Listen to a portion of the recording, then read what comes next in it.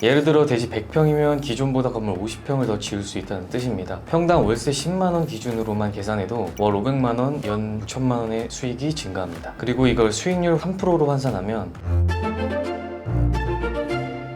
부동산 시장을 쉽고 빠르게 전달하는 빌딩지 윤상현 조언입니다. 오늘은 서울에서 건물 소유하신 분들 그리고 매입을 고민하시는 분들께 중요한 정보를 공유드리고자 합니다. 바로 소규모 건축물 용적률 완화입니다. 서울시가 한시적으로 용적률을 완화하는데요. 정확히는 2025년 5월 19일부터 2028년 5월 18일까지 적용 대상은 2종, 3종 일반 주거지역입니다. 2종은 기존 200%에서 250%로, 3종은 250%에서 300%로 올라갑니다. 예를 들어 대지 100평이면 기존보다 건물 50평을 더 지을 수 있다는 뜻입니다. 평당 월세 10만원 기준으로만 계산해도 월 500만원, 연 6천만원의 수익이 증가합니다. 그리고 이걸 수익률 3%로 환산하면 건물 매매가 20억 원 정도 증가할 수 있습니다. 상업용 건물은 월세 수익도 매매가에 굉장히 큰 영향을 미칩니다. 그래서 용적률 완화는 매매 차익을 만들어낼 수 있는 구조적인 기회가 될 것 같습니다. 비슷한 사례가 과거에도 있었습니다. 2003년에 종세분화 이전에 용적률이 단순하게 300%였고 그 안에서 허가를 받아 건물을 지었습니다. 지금은 주거지역이 세분화되면서 규제가 좀 많아졌죠.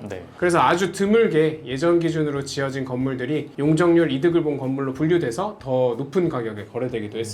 이번 완화도 그런 기회를 줄 수 있는데요. 첫째로 2028년 5월 18일까지 건축 허가를 받아야 하고요. 허가받은 날로부터 2년 내 착공을 해야 합니다. 정당한 사유가 있을 경우에 최대 3년까지 연장이 가능합니다. 하지만 연에 한 번씩 착공계를 제출을 해야 됩니다. 이거를 안 하시면은 허가가 취소가 될 수 있습니다. 그리고 완화 기간이 지난 뒤 다시 허가를 받으면 그땐 용적률 완화를 적용한 설계를 사용할 수 없고 기존 조례가 적용이 됩니다.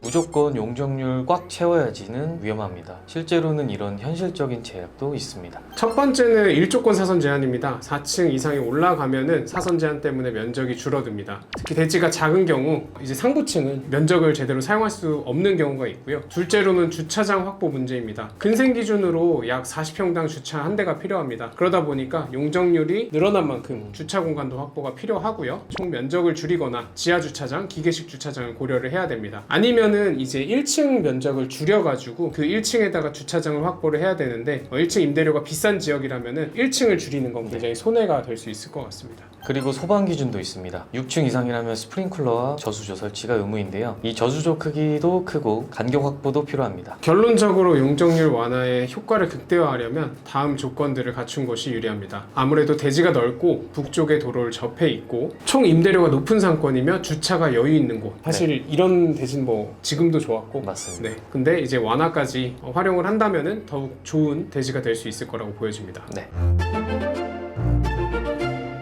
이번 용적률 완화는 단순한 규제 완화가 아니라 기획부터 수익률까지 판을 바꿀 수 있는 구조적인 기회입니다. 하지만 아무데나 적용된다는 착각은 금물입니다. 어떤 땅에서 어떻게 적용되는지가 핵심입니다. 기회가 어디 있는지 모르시겠다면 저희가 같이 찾아드리겠습니다. 빌딩지였습니다. 감사합니다.